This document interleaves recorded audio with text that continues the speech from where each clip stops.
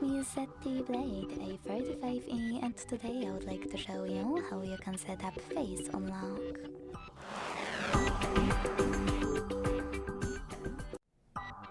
Begin by opening settings and scrolling down to click on security and privacy. Then scroll again to tap on device unlock. Hit face unlock here and enter your current login method. Now tap on done at the bottom right corner.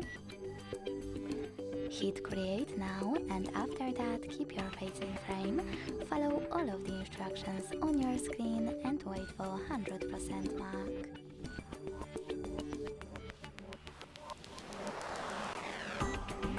Then manage all of those options however you want to, and when you finished, go back.